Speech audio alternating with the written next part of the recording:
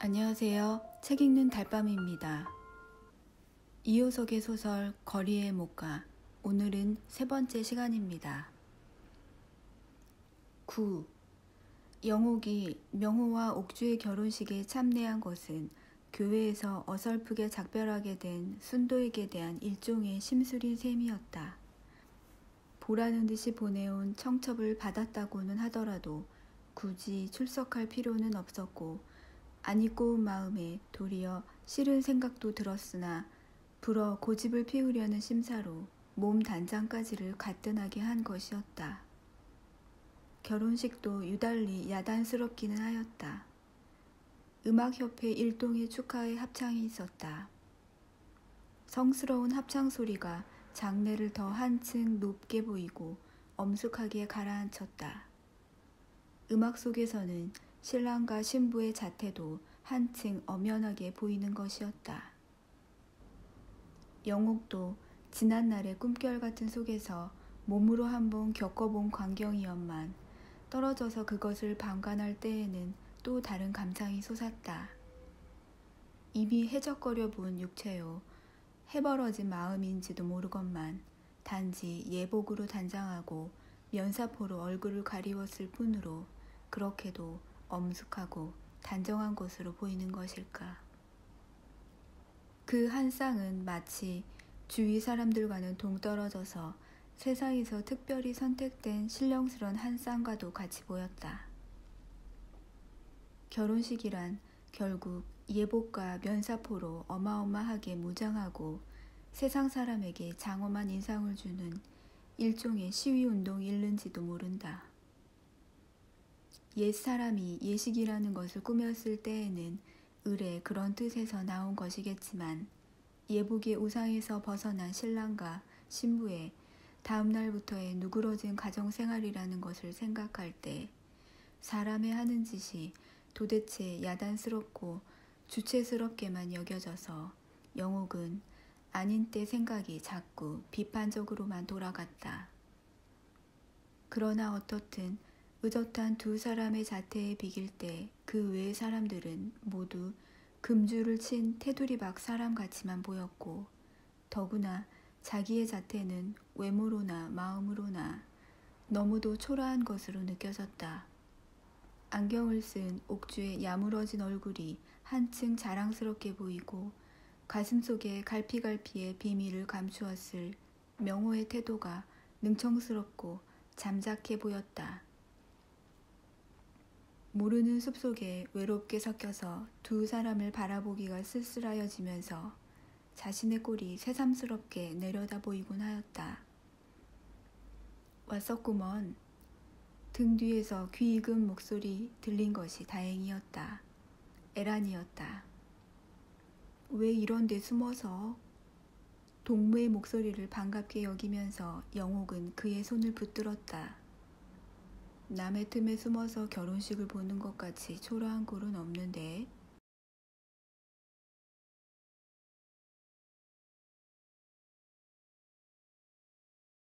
그래도 명호의 요량으론 영옥이 오늘의 주변일 듯 싶은데. 에란도 웃음으로 대답한다. 비꼬는 요량으로. 사람을 속을 뉘 알게 저렇게 나란히 선 것을 보면 세상에는 저 둘밖에 없는 것 같이 정답고 평화롭게 보이지. 그러나 알고 보면 오늘 이 2시간까지도 둘 사이에 옥신각신이 삐지 않았다나. 영옥이 이름도 두 사람 입에 안 올라왔을 줄 아나. 그래도 꼴 좀 봐달라고 청첩을 보냈단 말인가. 내 짐작으론 적어도 옥주의 짓 같네. 생기는 걸 보지 여간 내기가 아닌가.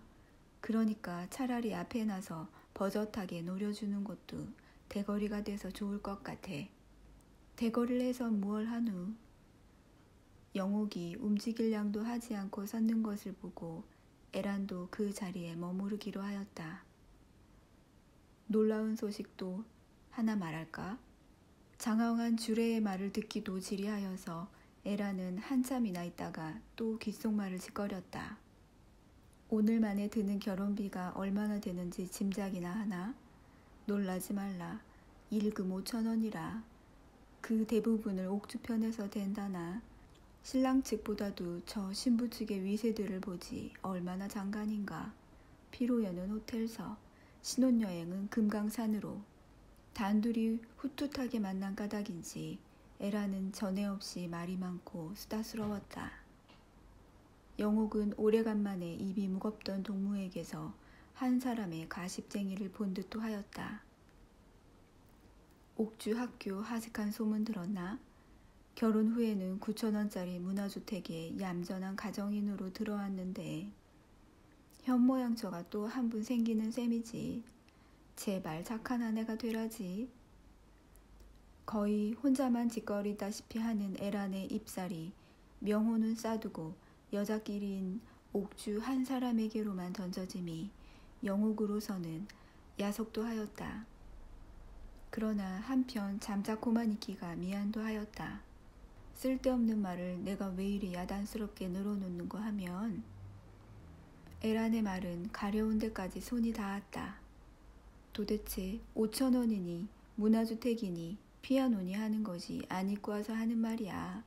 5,000원을 쓰려고든 쓰고 문화주택을 지으려거든 짓지. 그런 것은 가만히 잠자코나 할 일이지. 무엇이 장하다고 소문을 내고 거리에 이야기거리를 만들어내려고 하느냐 말이지. 옥주의 야근 계책으로 은근히 활짝 선전을 하고 소문을 낸 눈치니 천하의 근성머리가 더럽단 말이야. 뒤집어 보면 그게 우리 여성 전체에 대한 도전이 아니고 무어야. 모욕이 아니고 무어야. 온통 누가 부러워하고 장애 여기나 보지. 비위사납게 천박한 것. 그런 눈치를 알면서 오늘도 올 걸 왔나? 꼴 좀 비웃으러왔지. 내 주장하고 인제 집꼴 되나 보지. 제일 가여운 게 명호야. 평생 판관 노릇을 하고 집안에서는 깔리워만 지낼 신세니. 장황은 하였으나 듣고 보니 그럴 법도 하였고 에란의 말 속에는 영옥 자신이 하고 싶던 말도 많았다. 명호와 옥주의 숨겨진 내막을 우연한 기회에 톡 털어본 듯도 하여서 시원도 한편 가엾기도 하였다.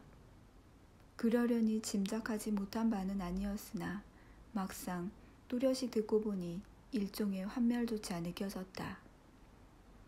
대답할 말을 몰라 짐짓 잠자코 있는 동안에 결혼식도 거의 끝나는 모양이었다. 100년 해로의 계약을 마친 새 부부는 나갔던 길을 되돌아 나왔다. 양편 숲속에서는 날아드는 오색 테이프에 얼크러진 줄이 걸어 나오는 두 사람을 친친 얽고 뿌려지는 쌀이 길 위에 천하게 널려졌다. 장내가 어지럽게 수물거렸다. 내막을 털어본 후임으로 그런지 영옥에게는 두 사람의 자태가 새삼스럽게 찬찬히 바라보였다. 알뜰히 바라보려고 고개를 사람들 어깨 사이로 기웃거리는 동안에 수물거리는 파도에 휩쓸려 영옥의 몸도 밀리고 있었다. 두리번거리는 사이에 어디로 사라졌는지 에란의 자태조차도 놓쳐버리고 어느덧 회랑문이 미어지게 꾸역꾸역 나가는 숲속에 쌓여 있었다. 움직이는 사람들 가운데에는 면목 있는 얼굴도 간혹 눈에 띄우기는 하였으나 그 복잡한 속에서 자기의 모양이 문득 민수의 눈에 띄일 줄은 몰랐다. 어디 계신가 하고 찾았더니 옆에 스치고 나선 것을 보니 뜻밖의 민수였던 것이다. 드릴 말도 있고 한데 마침 잘 만났습니다. 언제인가 그의 아파트에서 그 불축한 짓이 있은 후로 처음 만나는 것이었으나 그 당장 같아서는 노여운 마음에 다시 만나고 싶지도 않고 눈도 지릅떠 볼 것 같지 않던 것이 시간이 흐르면서 마음이 누그러지는지 그 자리에서 영옥은 노염을 피울 수도 없었다. 민수의 태도부터가 아무 일도 없었던 듯이 천연스러웠고 그 판에 영옥도 굳이 그를 꾸짖을 수는 없었다. 우선 피로연에 같이 가셨다가 민수는 혼자 작정으로 은근히 영옥의 마음을 낚구어 보려는 눈치였다. 거길 뭐하러요. 여기 나온 것도 가장껏 정성인데 어느덧 마당에까지 밀려 나왔었다. 넓은 마당에서는 밀렸던 파도도 해트러지면서 빽빽하던 사람들이 재물에 듬성듬성 해트러졌다. 등대하고 섰는 여러 대의 자동차가 기우는 햇빛을 받고 검은 속으로 눈부시게 빛났다. 신랑 신부가 탄 뒤로 차례차례로 가족들과 들러리들이 올라 차는 한 대씩 뒤를 이어 움직이기 시작하였다. 명호의 특정도 있고 했으니 가시죠. 오늘 손도 바쁘다고 해서 친한 내빈들이 뒷갈망을 제가 맡다시피 했는데요. 민수는 찻소리에 충동을 받은 듯이 조급하게 재촉한다. 안 가요. 얼른 타세요. 자동차를 가리켰으나 영옥의 대답은 한결같았다. 싫다니까요. 실상은 피로연보다도 더 중요한 일이 있어서 그러는데요. 민수는 하는 수 없이 말머리를 돌리는 수밖에는 없었다. 강남 회사에서는 영옥 씨의 전속 입사를 자기들끼리 임으로 결정해버렸다는데 늦은 인사지만 거기 대한 영옥 씨 자신의 의견도 듣고 싶고 구체적으로 취업할 레코드의 곡목도 작정해야 하겠고 테스트도 한번 해봐야겠고 해서 실상 오늘 윤주의 청으로 같이들 만나기로 했는데요. 피로연이 끝나는 대로 곧 적당한 곳에서 모이려고. 오래전부터 말썽이 많던 강남 회사의 교섭이 되풀이되었으나 진저리가 날 지경의 그 말이었만 영욱은 그래도 번번이 그것을 단번에 차버리지 못하는 처지였다. 가슴에 걸리는 감정의 체증이 있으면서도 청을 받을 때 외마디에 선뜻 따버리지 못하는 그였다. 신인 방송에 출연하였을 뿐 그 후 아무런 계획도 없이 지내오던 판에 일종의 불안과 초조조차 느끼게 되어 언제나 거세게 고집만을 피울 수도 없었던 것이다. 한참이나 잠자코 대답이 없음을 은연중에 그의 말을 받아들이는 셈이었다. 오늘 기회만은 놓치지 마십시오. 피로연엔 아무래도 안 가겠어요. 그럼 곧 윤주를 만나더라도. 민수는 벌써 완전히 영옥의 마음을 붙들고 민첩하게 눈치를 낚구었다. 어떻든 차를 타시죠. 찌뿌드근하면서도 영옥은 마치 모르는 결에 보이지 않는 힘에 이끌리는 듯 차 앞으로 나서는 것이었다. 10. 영옥이 싫어하는 바람에 피로연으로 이끌 수는 없었으나 윤주를 만날 것을 청탁하고 민수는 차를 어떤 바 앞에 세웠다. 그것으로서 결혼식 행사에서는 온전히 벗어져 난 셈이었으나 그것이 도리어 민수의 처음부터의 작정이었지 명호에게서 결혼식 내빈의 뒷갈망을 맡은 법도 없었고 그 이상 더 시계 행사에 참례할 의무도 없었던 것이다. 영옥도 피로연에서 벗어져 나게 된 것을 크게 다행으로 여기며 그 바람에 민수가 권하는 대로 수월하게 바로 들어갔다. 민수는 차 대신이라고 하면서 큐라소의 병을 분부하였다. 한 잔의 술이 아니라 한 병의 술이 탁자 위에 올랐다.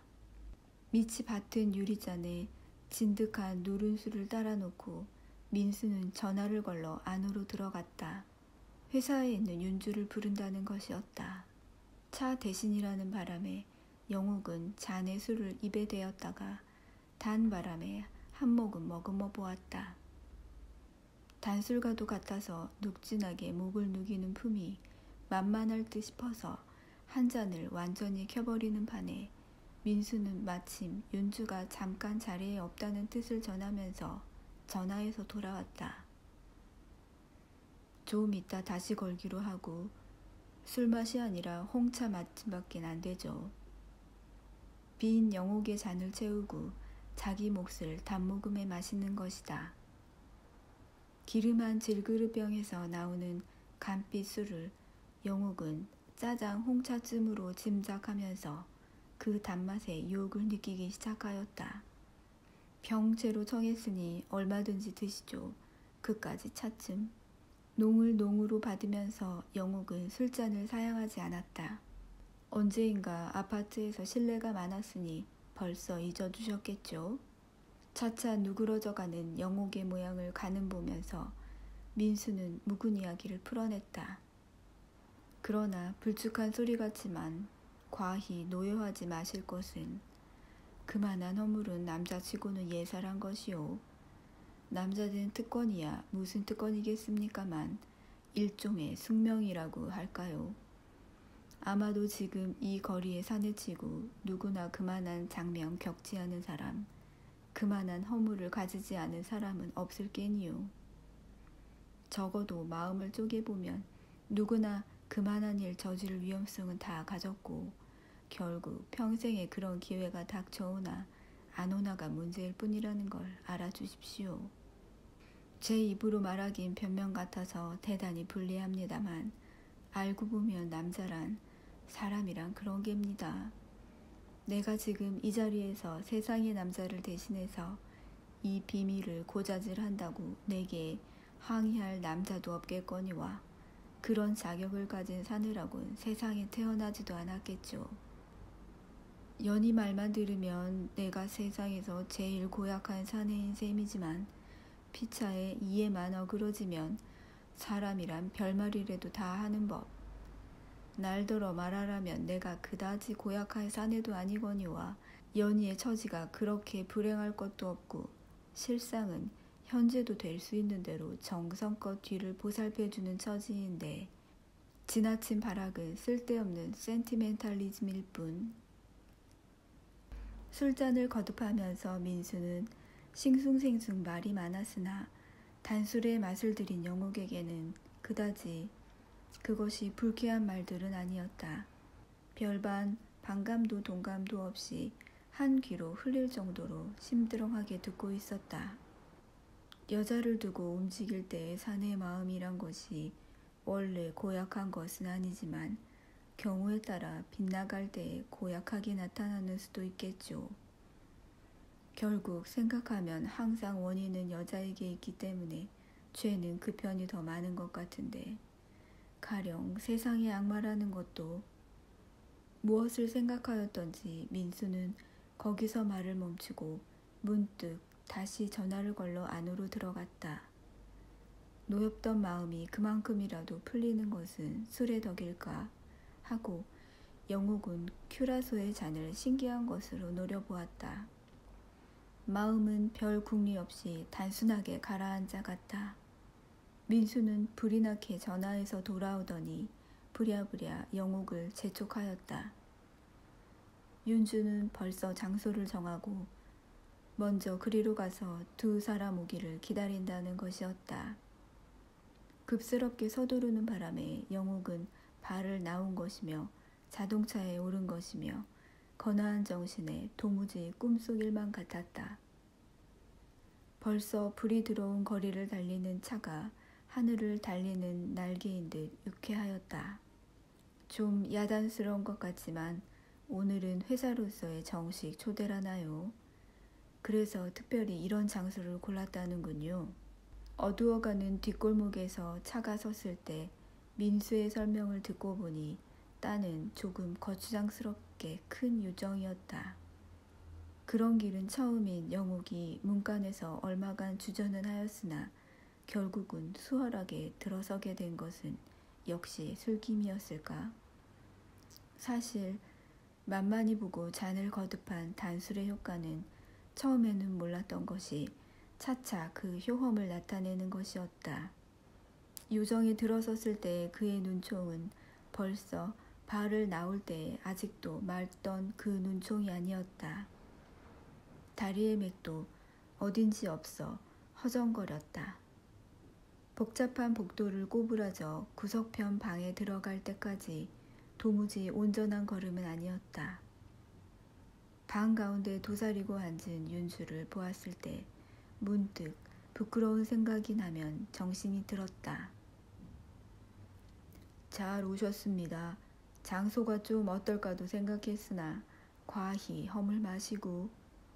장소에 관한 설명을 윤주에게서까지 마저 듣게 되는 영옥은 비로소 섬찟한 생각이 나면서 조심스럽게 앉았다. 제 마음대로는 했습니다만 입사는 이미 작정되신 게니 오늘은 축하를 위한 피로의 잔치를 저로서 드리고도 싶고 해서. 사실 영옥은 교섭의 회담을 하러 온 것이 아니라 잔치의 대접을 받으러 온 셈이었다. 넓은 식탁에는 야단스럽게 진미가 올랐다. 교섭이래야 문예부의 작곡 작사로 취입할 공목이 작정되었다는 것과 그 연습을 하러 1차 사에 나와달라는 것과의 통지와 분부이지 그 이상 별 내용도 없이 즉시 만찬이 시작되었다. 극히 어렵고 까다로워야 할 일이 왜 이리도 수월할꼬 생각하면서 영옥의 마음속은 그다지 편편한 것은 아니었다. 축배의 석잔 술이 의외에도 전신에 활짝 피기 시작하였다. 잡담을 건네면서 고래같이 술을 켜는 두 사나이를 영옥은 혼몽한 정신으로 바라보았다. 민수를 꾀바른 사냥꾼으로 친다면 육중한 윤주는 갈 데 없이 짐승이었다. 사물거리는 눈앞에서 망아지로 보였다가 산 도야지로 어려웠다 하였다. 얼마나 시간이 흘렀는지 실상은 얼마 안 지났겠건만 퍽도 오래된 듯이 생각되는 속에서 영옥은 문득 민수의 흐리멍덩한 한마디를 들었다. 취한 걸 바람 좀 쐬고 오리다. 비틀비틀 나가는 민수를 물끄러미 바라보다가 그의 자태가 문 밖으로 사라졌을 때 영옥은 문득 정신이 들며 새삼스럽게 고요하여진 방안 공기가 몸을 선뜻 스쳐오고 웅크리고 있는 윤지의 자태가 위험한 짐승으로 느껴지며 벼랑간 몸서리가 치는 것이었다. 복도에 나선 민수는 문 밖에 장승같이 한참이나 우두커니 서 있었다. 술도 취하기는 하였으나 그러나 거나한 속으로 한 줄기 맑은 정신이 마치 고든 철사같이 날카롭게 전신을 꿰뚫고 있었다. 어떻게 해야 옳을꼬. 짧은 순간의 일이었으나 이런 번개 같은 생각이 머릿속에 편적이고 있었다. 동무의 우위가 중할까 정조가 중할까 언제인가 윤주와 맺은 신사조약을 생각하고 있는 것이었다. 문예부장의 지위와 사람과의 교환을 걸었던 약속의 일권을 생각하고 있었다. 사내들끼리의 멋대로의 작정이었으나 윤주의 영옥에 대한 욕망과 민수의 영옥에 대한 노염, 이 두 감정의 합류에서 시작된 것이었다. 윤주로서는 야욕이었고 민수로서는 일종의 분풀이요 복수의 심사였던 것이다. 그러나 처음에는 불축한 농으로 시작된 것이었으나 일단 약속이 성립되었을 때에는 거기에는 스스로 사내로서의 배짱도 서고 위신도 보여야 되게 되었다. 민수의 마음의 괴로움은 그 점에서 있었던 것이다. 답답한 판에 창을 열고 어두운 뜰을 내다보면서 무더운 얼굴에 바람을 맞다가 민수는 문득 그러고만 있을 수도 없는 듯이 결의를 하고 창 기슭을 내려섰다. 결국 내 손가락 하나에 달린 일이다. 방문 옆벽 위 스위치를 눈 꾹 감고 손가락으로 누르면 그만인 것을 안다. 방 안에 불이 꺼질 것이요. 민수의 앞에 어둠의 세상이 놓여질 것이요. 따라서 그와의 약속은 이행되는 것이다. 등불 아래에서 어둠을 기다리면서 웅크리고 앉았을 윤주의 꼴이 눈앞에 떠오른다. 짐승 같은 꼴이라니. 뒤이어 우두커니 마주 앉아 잠시 후에 올 운명도 모르고 있을 영옥의 자태가 떠오른다. 불안당의 계책으로 그런 줄도 모르고 지금 막 희생의 단 위에 오르려는 가여운 양, 참으로 가여운 양, 숭한 불안당들, 가여운 양. 민수는 어지러운 생각에 삼삼거리던 방문 앞을 떠나 다시 창 기슭에 올라 가슴을 헤치고 바람을 맞았다. 맞은편 창에서 등불이 흘러 초목이 그 속에서 신선하게 빛났다. 복도에는 어른거리는 보이들의 그림자가 보이고 그 어디인지 방에서는 유흥의 소리가 은은히 들려왔다. 고요한 속에서 시간이 무한히 흐르는 듯한 느낌이 불현듯이 솟으며 민수는 초조하게 창에서 내렸다. 악마가 되기가 이렇게도 어려운가. 고개를 흔들며 복도를 거니는 발이 떨렸다. 아직까지도 할 바를 모르고 방 안에 우둔커니 웅크리고 앉았을 윤주의 꼴이 벼랑간 딱하게 생각되자 견딜 수 없이 몸이 숭숭거린다. 우의와 정조. 우의가 반드시 정조보다 허름한 법은 없을 것이다. 약속은 약속이다. 한번 입 밖에는 장부의 한마디가 그렇게 허수하게 버려질 법은 없다. 조약이란 이행하기 위한 것이었다. 아무리 주석에서 맺은 언약이기로 헌신짝같이 내버려질 법은 없는 것이다. 행할 뿐이다. 말은 행하여야 한다. 악마가 되려다가 미끄러진 팔동이는 악마보다 더 못난 것이다.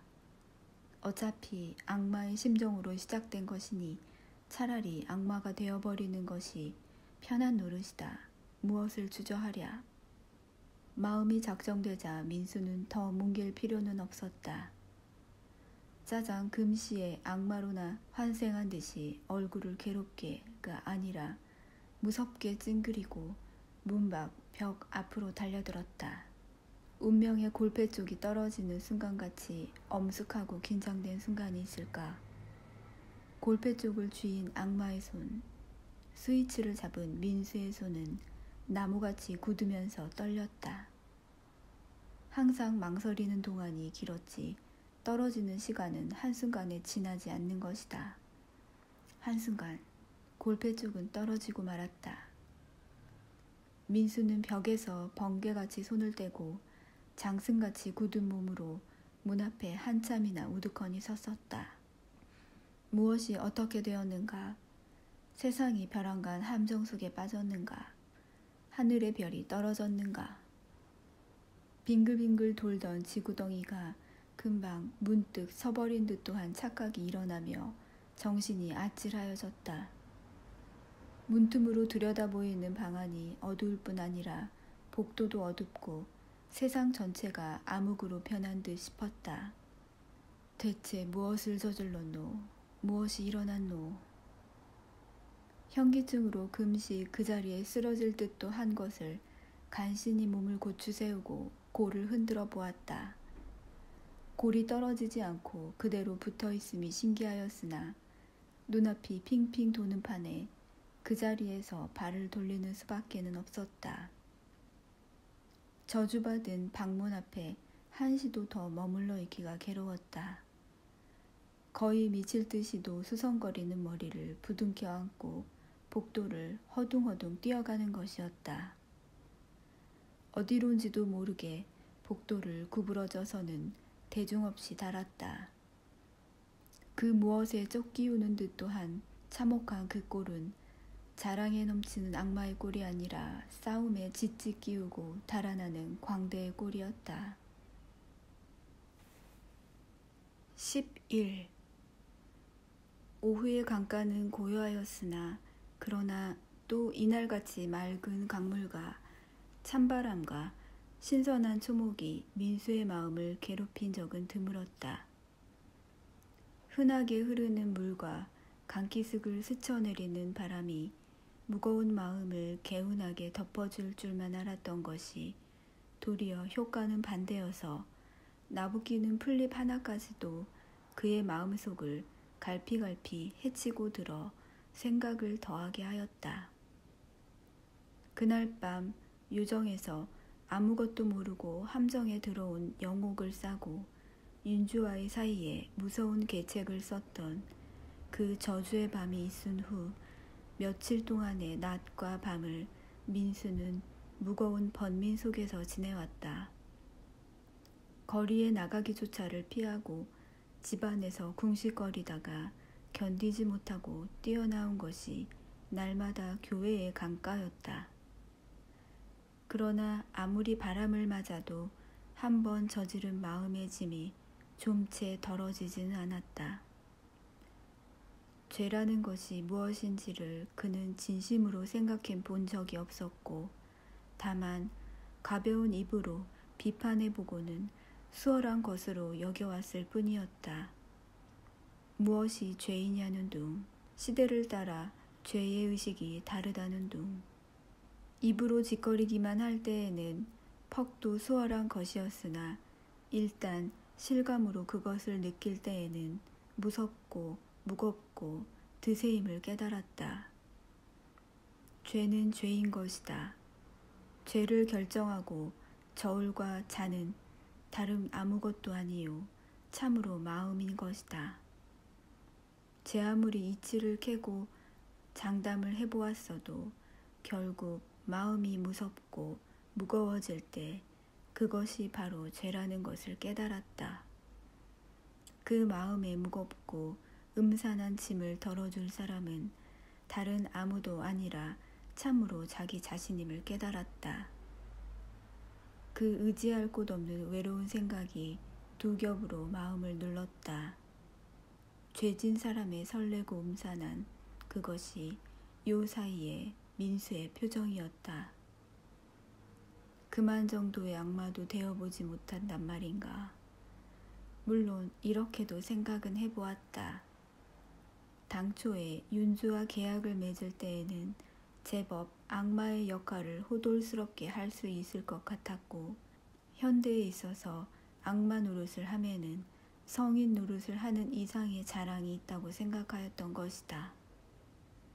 그것이 일단 일이 저질러 놓고 볼 때에는 오산이었음을 알고 예측하지 못했던 괴로움이 가위같이 육신을 누르는 것이다.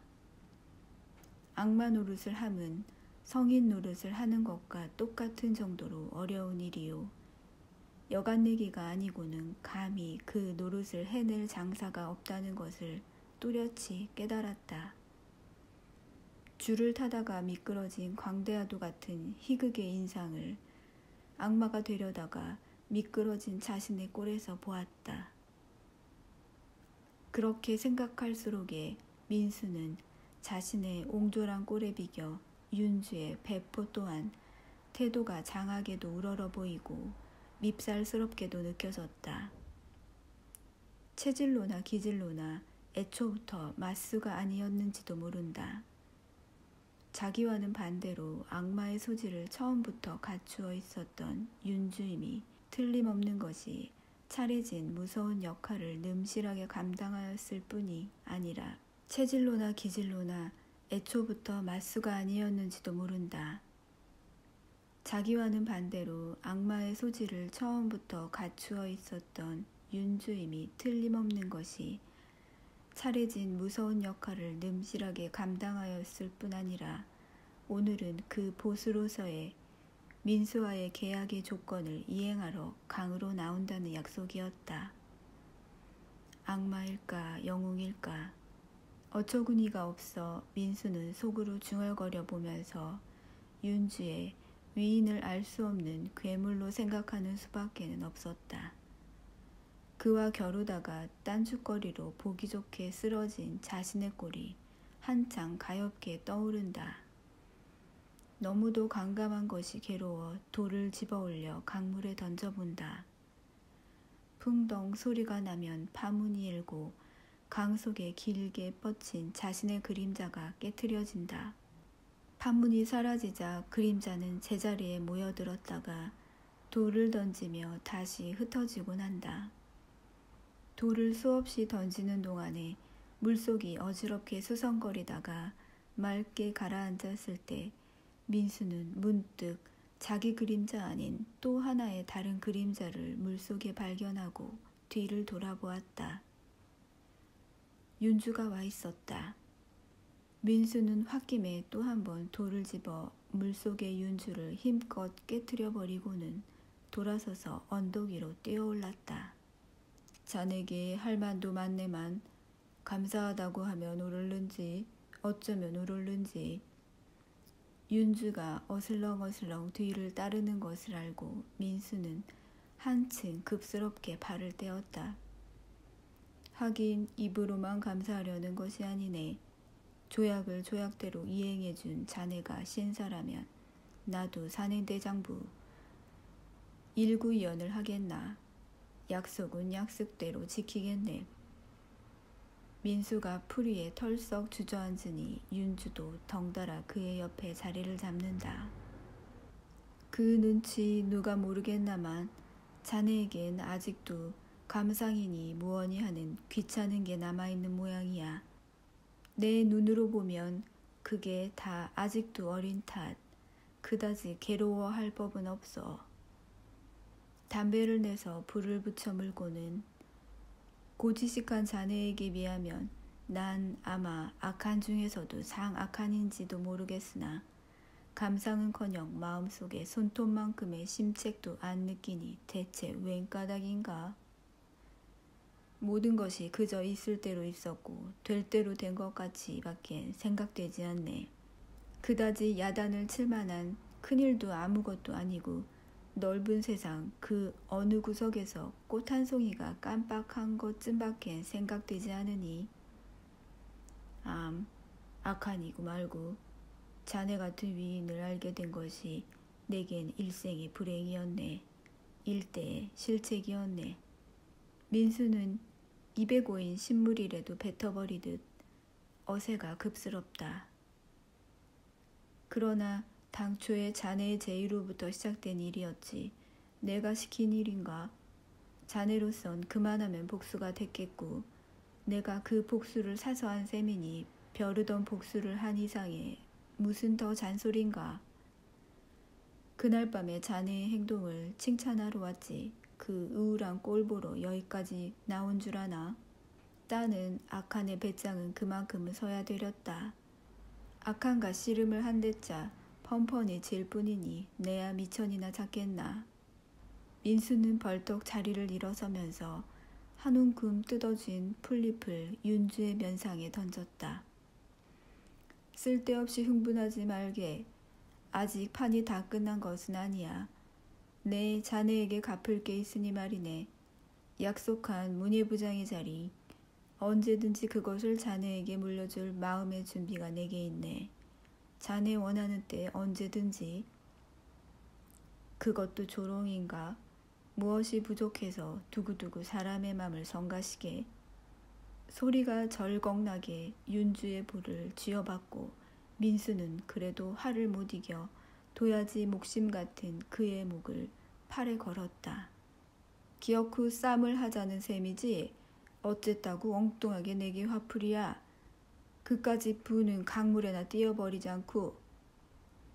팔에 목을 감기어 말소리조차 끊어지면서 한참 동안이나 꼼짝 부득이었던 윤주였으나 문득 차력이나 한 듯 힘을 쓰면서 몸을 일으키는 바람에 민수의 몸이 거꾸로 곤두서며 두 몸이 한데 휩쓸려 볼 동안에 언덕을 굴러내려갔다.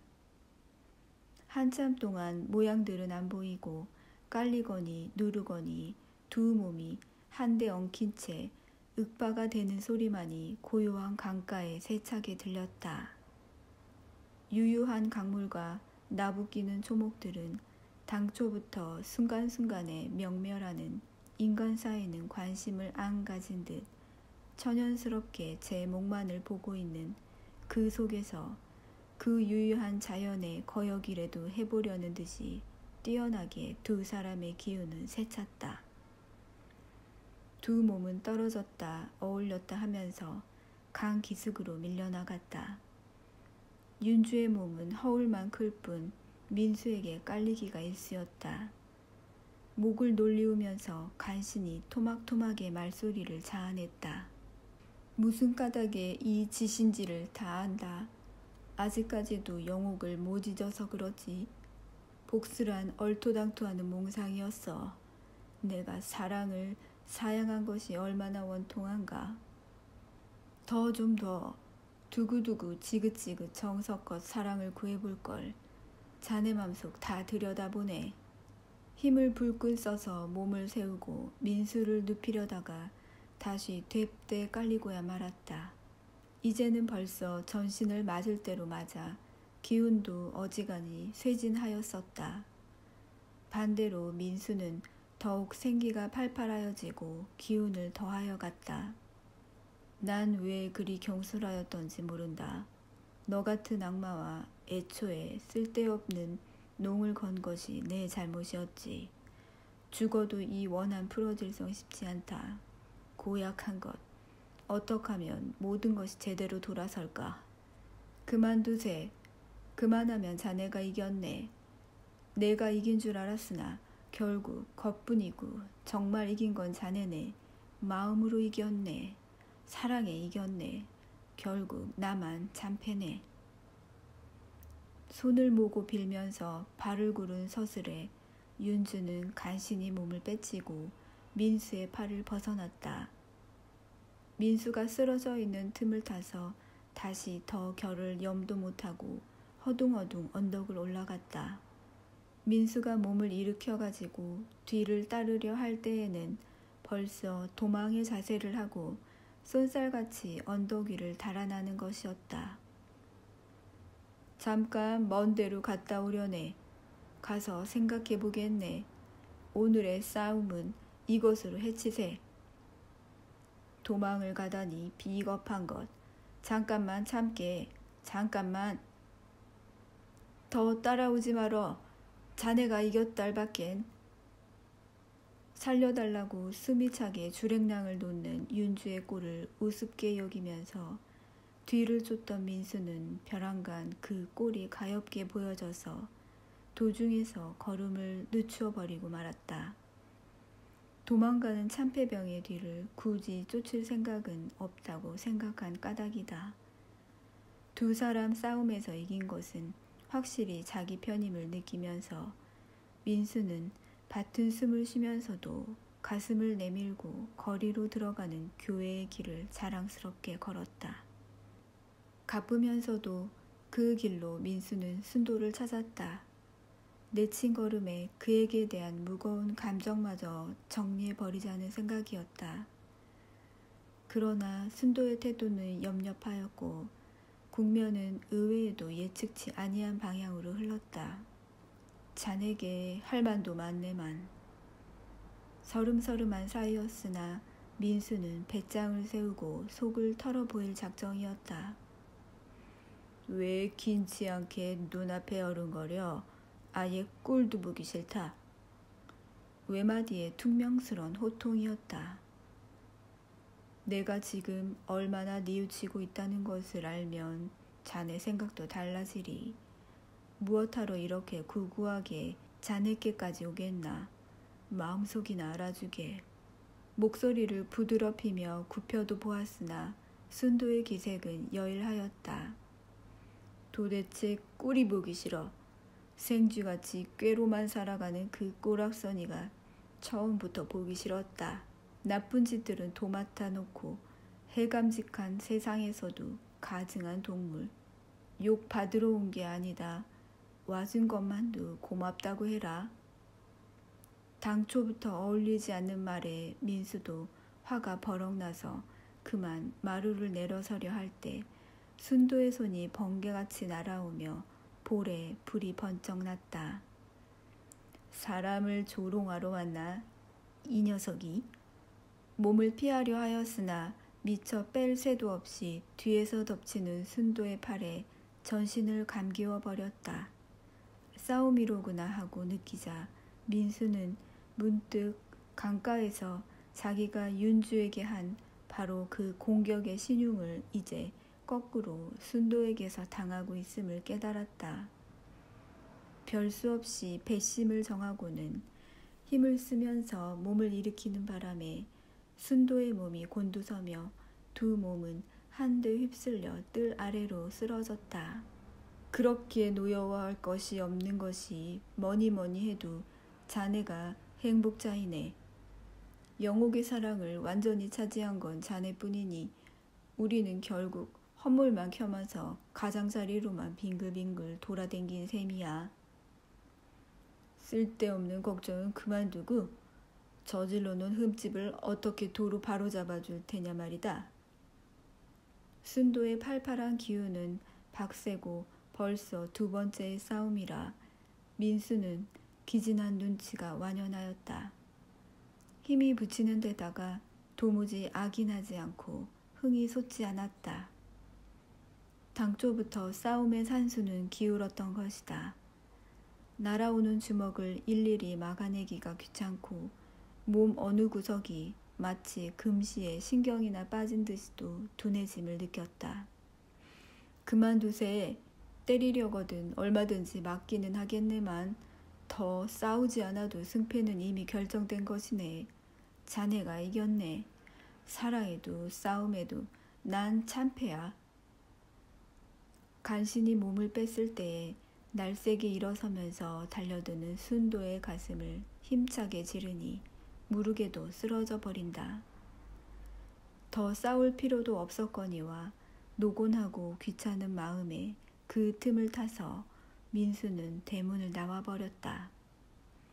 도망을 가다니 비겁한 것. 뒤미쳐 순도가 쫓아 나오는 것을 보고 민수는 천연스럽게 하려다가 귀찮은 마음에 자연 빨라졌다. 쫓아오지 말게. 자네가 이겼단 밖엔. 알고 보니 쫓아오는 순도의 앞에서 자기는 어느 결엔지 달아나고 있는 것이었다. 불이 나게 뛰는 동안에 숨조차 막혀졌다. 숨차게 도망가는 자기의 꼴. 민수의 머릿속에는 문득 강가에서 자기에게 쫓기우는 윤주의 꼴이 번개같이 떠오르며 그 꼴이 흡사 지금의 자기의 꼴임을 느꼈다. 윤주와의 싸움에서는 자기가 이겼다고 생각되었으나 이제 순도와 싸움에서 완전히 참패를 당한 것을 알았다. 그러나 그것이 자기가 범한 허물을 지워주는 보상이 된다면 또한 원한이 없다고 생각하면서 부끄럼도 없이 정신없이 길을 달리는 것이었다. 12. 공원의 아침은 맑다. 순도와 영옥의 마음속도 연못의 물같이 고요하고 맑은 것이었다. 영옥의 마음이 한결 개운한 것은 그날 아침 순도가 먼저 자기를 찾아주고 공원까지 끌어내준 까닭이다. 사랑의 고집은 마지막까지도 끈끈스럽게 마음으로 지배하는 모양이었다. 영옥에게는 그 변이 있은 후 오늘에 이르기까지의 무서운 번민의 날과 밤이 있었다. 봉욕의 순간을 생각하면 살이라도 애우고 싶은 듯한 지옥의 괴로움이었으나 그러나 날이 지날수록에 상처도 사라져가고 무엇보다도 순도가 그것을 허물하지 않고 용서하여 주니 그에게는 더없는 구원이었던 것이다. 어디론지 사라져버린 윤주에게 대하여서는 징계의 길이 없었으나 짐승이 아닌 이상 제 스스로의 뉘우침에 맡겨두기로 하였고 그보다도 영옥과 순도 두 사람에게는 어느 결엔지 큰 깨달음이 생겼던 것이다. 그 깨달음 앞에 지난날의 흠쯤은 그다지 문제가 아니었다. 공원에서 그렇게 두 사람이 조용히 만나기는 언제인가 서글프게 싸우고 헤어진 후 여러 달 만에 처음이었다. 맨날의 시간이 많은 마음의 변천을 가지고 와서 그때와 오늘과의 두 사람의 처지는 같은 것이 아니었고 마음과 표정 또한 퍽도 다른 것이었다. 험한한 고패를 지난 후에 평화로운 표정이었다. 생각할수록에 사람이란 어리석고 앞눈이 어두운 것이 한대는구려. 순도는 나뭇잎을 뜯어 입술에 물면서 나무 그림자 사이로 영옥의 뒤를 천천히 따랐다. 처음부터 이날이 올 것을 알았다면 무엇을 즐겨 굳이 파란 곡설을 꾸며놓고 그 속을 괴롭게 헤매왔단 말이오. 단걸음에 순순하게 결말을 잡았더면 될 것을.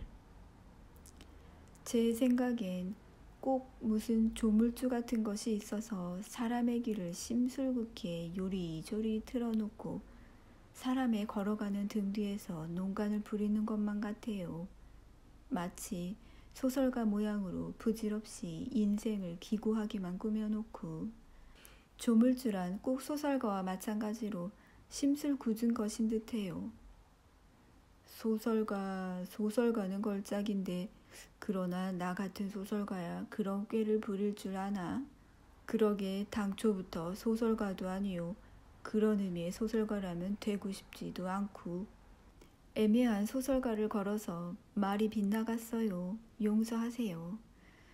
어떻든 결국은 되돌아오게 되는 첫 길인 것을 공연히 장황하게 빙 돌다가 전신에 상처투성이를 해가지고 다 저녁 때 어슬어슬 돌아오게 되는 것이 피할 수 없는 일이라곤 해도 생각하면 원통해요. 같은 값이면 처음부터 순조로웠으면 오죽 좋겠어요. 조물주의 농간으로만 돌리지 말고 피차의 마음에도 비춰봅시다.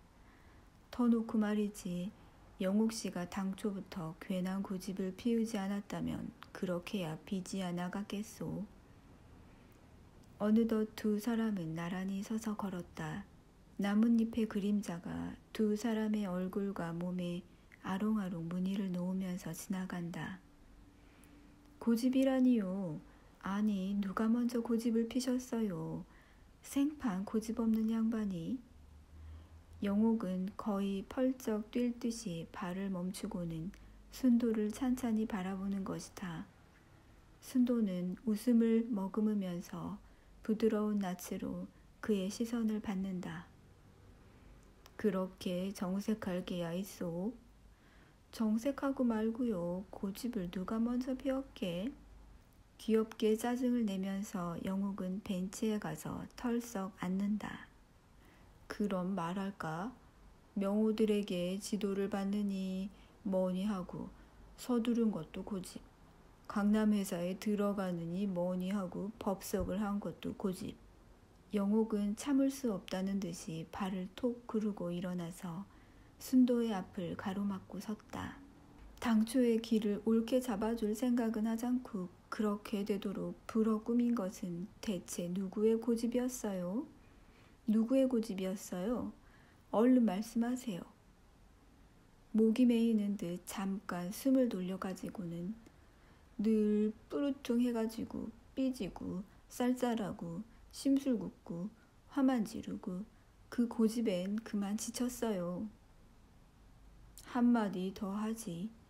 공연한 일에 이렇게 쓸데없이 법석을 하는 것도 고집이 아니오. 그 말에는 영옥도 대꾸를 몰라 입을 다문 채 두 사람은 다시 나무 그늘을 걷기 시작하였다. 어떻게 생각하면 결국 고집의 비극이었었소. 앞으론 고집을 버립시다. 제발요. 정말. 순도는 발을 머무르고 마치 미친 사람 모양으로 영옥의 두 어깨를 억세게 붙들었다. 타는 눈이 녹일 듯이 그를 쏜다. 고집을 버리겠소. 그리고 내 시키는 대로만 하겠소. 내 명령대로만 일절 거역 없이. 아무렴요. 무엇이든지 분부하세요. 땅속에라도 들어가죠. 대답이 떨어지기도 전에 순도는 열정적으로 영옥을 안으면서 숙인 그의 얼굴을 찾았다.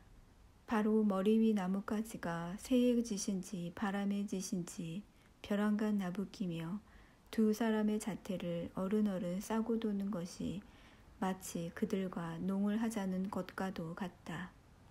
그럼 우선 오늘부터 내 분부대로 움직이시오. 자, 먼저 하숙으로 갑시다.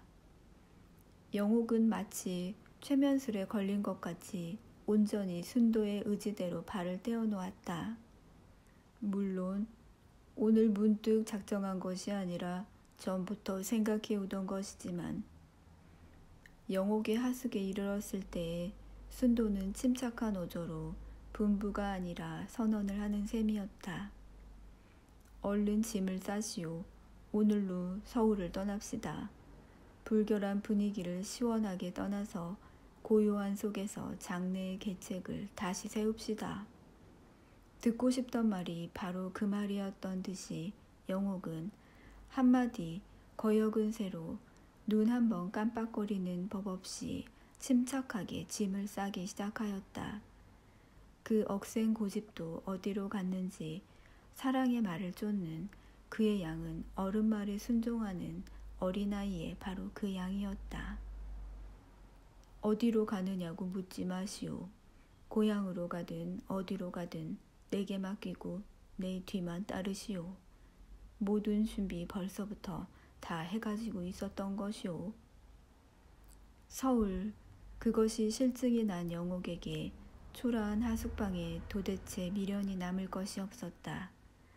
마치 잠깐 걸어 앉았던 대합실 벤치를 떠나는 정도의 심사로 하숙을 나왔다. 두 짝의 트렁크가 양편 손에 들렸을 뿐인 개운한 나그네의 자태였다. 순도의 숙소에 들려 짐을 꾸려가지고 차 시간을 살펴 역까지 나온 것은 오후를 훨씬 지나서였다. 거리에서 아무도 만나지 않은 것도 유행으로 생각되었다. 어디까지가 한정인지 목적지물을 두 장의 차표. 그것이 순도의 손에 쥐인 것을 볼 뿐 굳이 물어볼 것도 없이 영옥은 순도의 뒤를 따라 기차 속에 몸을 던졌다. 하루 동안에 차례차례로 급스럽게 일어난 모든 거동이 꿈속 일같이만 생각되었다. 행여나 거짓말이나 아닌가 하고 영옥은 손으로 차장을 만져보았다, 자리를 더듬어 보았다 하면서 신기한 생각에 가슴을 떨었다. 아직 해는 길었으나 이미 준비되어 있는 침대차를 올랐던 까닭에 그다지 번잡하게 서두르지 않고 두 사람은 수월하게 자리에 마주 앉을 수 있었던 것이다. 이제야말로 속임없이 바라던 세상이 눈앞에 닥쳐오는 것을 느끼며 영옥은 알 수 없이 마음속이 그득 차지는 것이었다.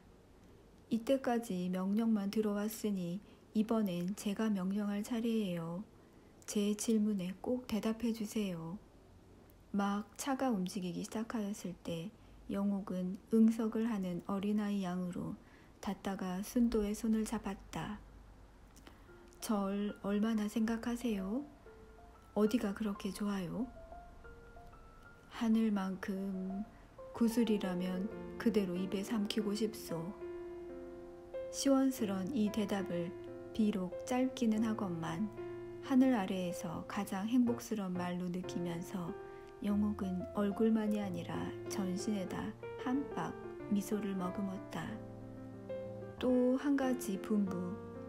벼랑간 정색을 하고 눈으로 창을 가리키면서 창을 닫혀주세요. 그리고 휘장을 내리고.